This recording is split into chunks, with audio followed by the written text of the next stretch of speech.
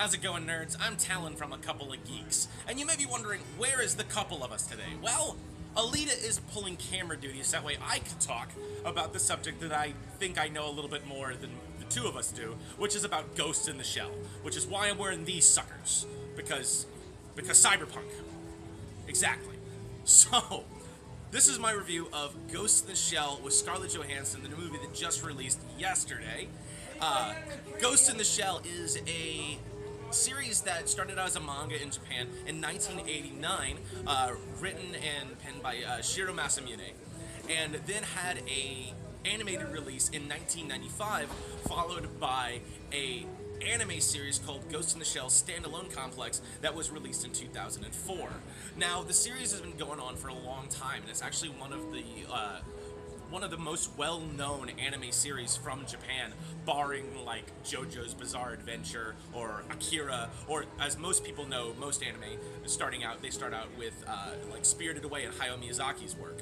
But Ghost in the Shell deals with some really interesting themes, and it revolves around the cyberpunk genre or post-cyberpunk genre. So to begin this review, I'm going to give you guys no spoilers sort of opinioned review of whether you guys should go see the movie or not, and then I'm going to go in a little bit more deep and might spoil some things because I'd like to talk about some differences between the anime and the movie that I just saw. So, to begin with, was this movie worth it? Yes. This is an awesome adaptation of Ghost in the Shell. Scarlett Johansson does a really good job of portraying Major Motoko Kusanagi, excuse me, and overall, the entire cast and crew does a great job of capturing the visual essence of what Ghost in the Shell looks like, its overall feel, and just awesomeness. The movie is great. Go see it. I suggest in 3D as well.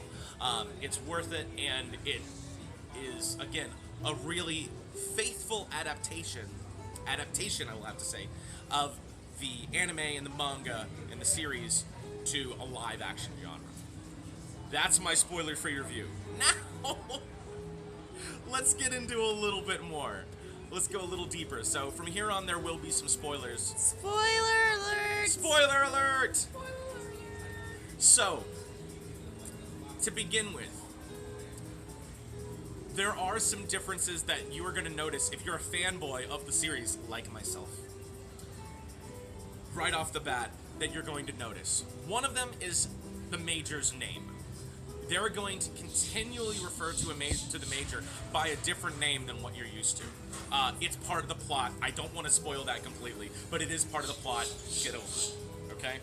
I was a little confused about this at first, but by the time the end comes, you completely understand, and it's great. It's a fun way to play with the movie.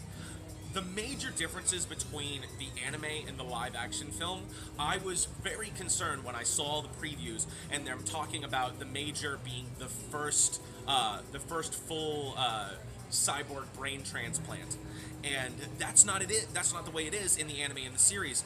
The Major was originally written to have been grown up. She had an accident as a young child, and then grew up having to have her brain transported from cyborg body to cyborg body to cyborg body as she aged. So she's actually supposed to be more accustomed to being in a cyborg body than anybody else, because she grew up that way.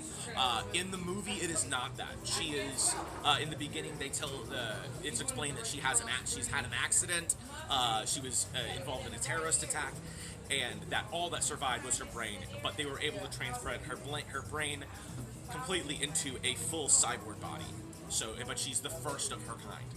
That was completely confusing to me, and I thought it was going to ruin the movie. I was ready with the hashtag not my Major. But I don't have to, because the movie overall did a great job of taking the fears that us, fanboys and otakus and whatnot, followers of the series had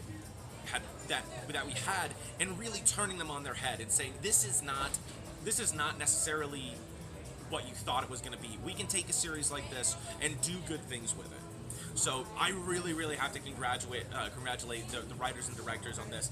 The visual design on this, the storyline on this is great. It is a wonderful sort of adaptation of what Ghost in the Shell is into what it can be, and adapting it for a wider audience, especially an American audience. That's the other thing I wanted to touch on, was the difference between what a Japanese audience is going to see, wanted to see, and what an American audience wanted to see, as well as the difference between the original work and this work.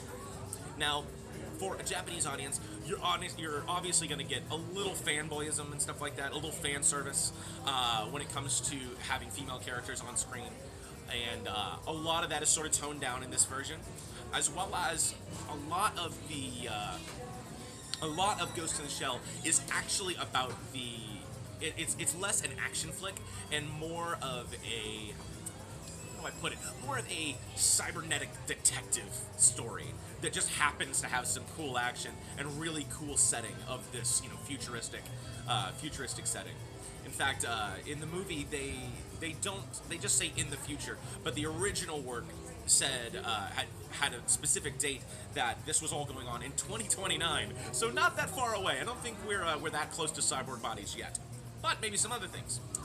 So one of the major differences as well between the anime and the movie was the main antagonist. Now, in the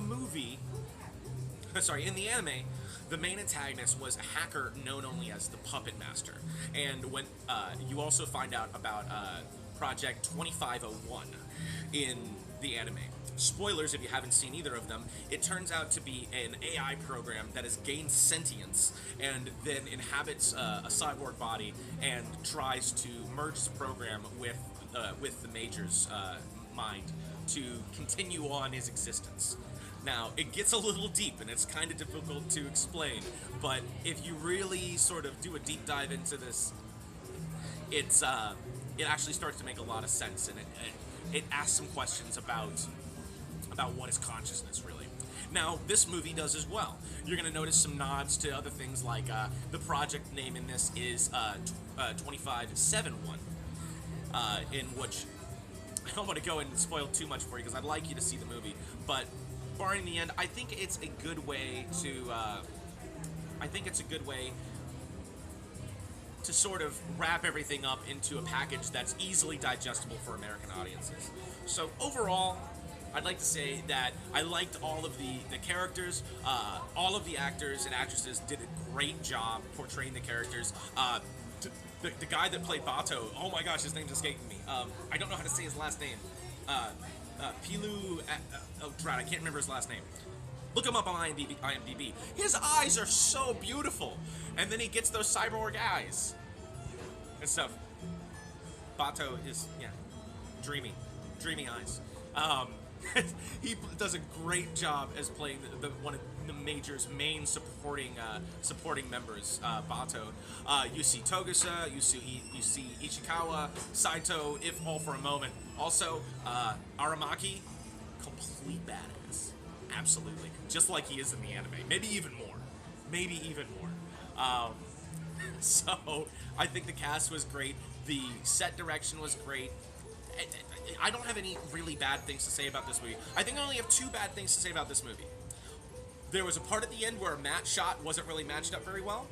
And in the beginning, they really painted out very, very blatantly what they mean by Ghost in the Shell for people to understand.